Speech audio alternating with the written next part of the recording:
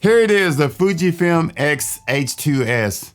You probably heard of it if you've been around in the mirrorless camera market. I recently took it to the classic car show in town. This time of year is car show season. The weather is cooler, but not in Texas. So I set out to capture some video and B-roll for an upcoming video in the Texas heat. This is how my day at the car show started. I set up the FujiFilm X2s for some run and gun photography and some video clips.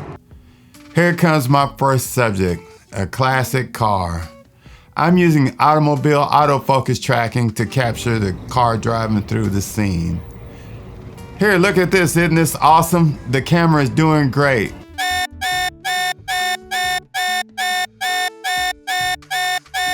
When this happened, all types of crazy thoughts went through my mind.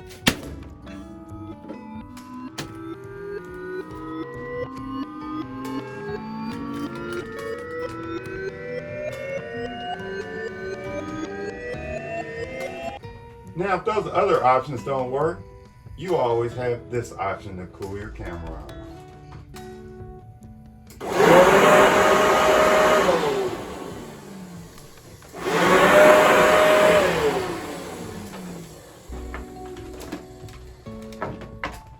Watch the rest of the video for real-world tips on how to solve your overheating problem with your mirrorless camera.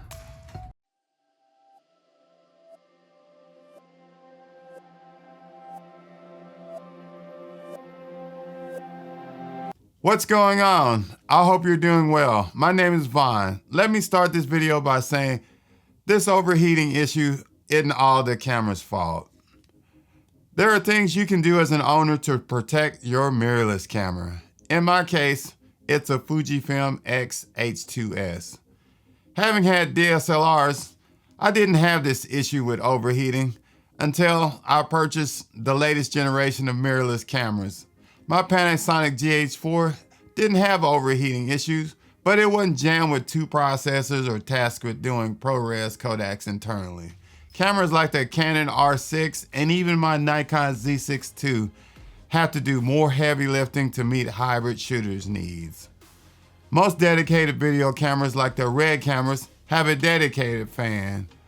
Even with RED cameras, gel packs are used in hot environments. Now, I'm not advising you to use gel packs for your mirrorless cameras. I'm just showing you that this isn't an issue that just plagues your camera. So let me give you some tips to help you ease your overheating while you're in warm to hot environments. Tip number 1, treat your camera like your laptop. Don't put it away hot. Let it cool in a shaded or cool environment before you put it back in your bag. Tip number 2, don't have clutter surrounding your camera. This clutter helps keep hot air from escaping.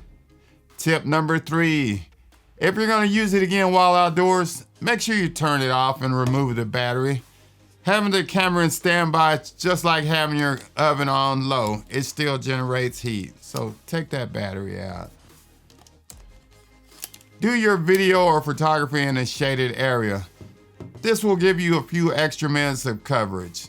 Also, an umbrella or a pop-up reflector will give you instant shade outdoors. Tip number 5. If you're sweating or feeling dizzy, then that means you and the camera need to take a break. While you're taking a break, you can leave some comments on some tips that you might have that might help a mirrorless camera owner with their overheating issues. Tip number 6. Open the LCD screen to dissipate some heat. Even open the battery compartment if you have it on a tripod. That'll help dissipate some heat from the battery. You're just trying to dissipate as much heat as possible. Tip number 7, use your camera in one mode. Don't continuously switch your camera between photography and video. I thought I could do both at the same time, but this constant throttling caused issues. All I was doing was heat throttling the camera and causing malfunction. I actually sent my camera into Nikon service under warranty and they said nothing was wrong. Guess what? Maybe it was me not realizing the limitations of technology. Nah, I'm a consumer. I buy stuff to break it. Tip number 8. Tip number 8. Don't leave your camera in the car in the heat. I drove to the car show with my windows down, so the camera was already preheated when I turned it on. So after 5 to 10 minutes in the full sun, the temperature warning light was flashing, and I had to cut the camera off quickly. Also, the camera was in a black bag, which is, by the way, acts as a food warmer for cameras. Tip number 9. Let me get those fingers right. If the heat is extreme, I would advise you to bring your DSLR. That's the mistake I made during the car show. It was 95 degrees in the shade, and I was in the full sun on the concrete pavement. Heat from the pavement was reflecting back up to the camera. Let's talk about fun in the sun. So bring that extra DSLR. Don't sell it if you live in the heat. Tip number 10. I know this is a long list, but one of these tips just might be worth your time and just might save you some extra minutes when you need that video footage. If you can get an external fan like this one available for the FujiFilm XH2s, I would purchase it. I'm cheap. I'm waiting on a discount or a third-party maker to make one. Where's GoFundMe when you need them? I know there will be commenters that claim their cameras never overheat. I hear that all the time. Maybe you live in a colder climate or you use your camera sparingly, but I live in Texas. It gets hot.